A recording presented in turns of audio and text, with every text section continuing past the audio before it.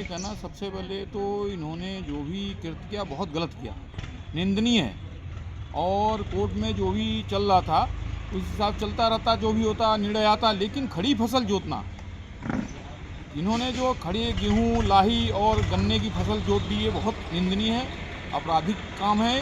और बहुत हम इससे क्षुब्ध हैं, बहुत अंतरात्मा से दुखी हैं हम लोग पूरे क्षेत्र के, क्योंकि हम लोग सारे किसान हैं यहाँ पे। कल सीएम साहब का दौरा है खटीमा में, आने वाले हैं माननीय मुख्यमंत्री भाई पुष्कर सिंह धामी जी, उनसे वार्ता किया जाएगा, इस विषय में चर्चा किया जाएगा और उनसे कहा जाएगा इस पे ठोस निर्णय लीजिए। पूरी क्षेत्र की जनता यहाँ भयभीत है, बड़े असमंजस की स्थिति बनी हुई है, सारे लोग भयभीत हैं, परेशान हैं, ये सोच रहे हैं कल को क्या होगा सबकी।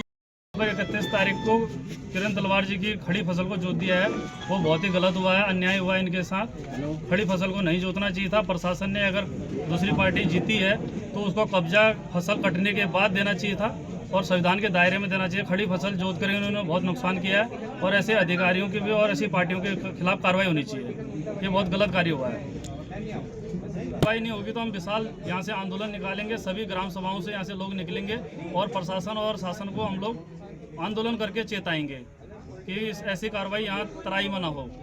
तराई में लोग वर्षों से काबिज हैं, कोई वन भूमि में काबिज है, कोई सागर की भूमि में काबिज है, कोई दूसरों के नाम की भूमि में थारू गैर थारू विवाद खटीमा में लंबे समय से लंबित है। ऐसी कार्रवाई ना हो और ऐसे लोगों को संरक्षण प्रशासन कतई ना दे और इनके खिलाफ कठोर से कठोर कार्रवाई करे। पहले मैं थैंक यू बोलना चाहता हूँ। जो लोग मेरे पास ही आए, तीनों गांव सभा से सबके सब मेरे पास आए, इन्होंने मेरा सबसे ज़्यादा सपोर्ट किया है और मैं यही चाहता हूँ कि जैसे आगे जाकर हमारे सीएम साहब आएंगे। मैं एक रिक्वेस्ट सीएम साहब को भी मैं ये देना चाहता हूँ। गांव के लोग खुद ही बोल रहे हैं कि हम सब आपके साथ वहाँ पर हम जाएंगे, हम खुद वहाँ पर खड़े होंगे और जो गलत है वो हम सामने जरा दिखाएंगे। सब जन आंदोलन इस वजह से अगर होगा, इस वजह से होगा कि अगर आपकी बात कोई सुन नहीं रहा, अगर आपकी बात जो मैजिस्ट्रेट है आपकी बात नहीं सुन रहा, अगर पुलिस वाले आपकी बात नहीं सुन रहे, अगर कोई भी ऊपर का अधिकारी आपकी बात नहीं सुन रहा, तो आप कहाँ जाएंगे, किसके पास जाएंगे? जन ही आपके साथ है, आपके नेबर आपके साथ है।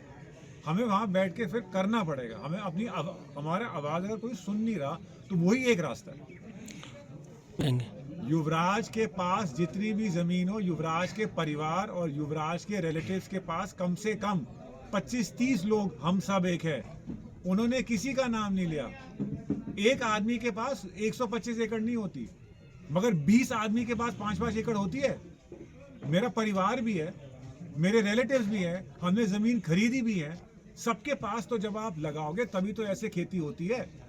उन्होंने एक लूपहोल ढूंढ लिया, वो भी गलत है, क्योंकि जिन लोगों के नाम से ये जमीन मांग रहे हैं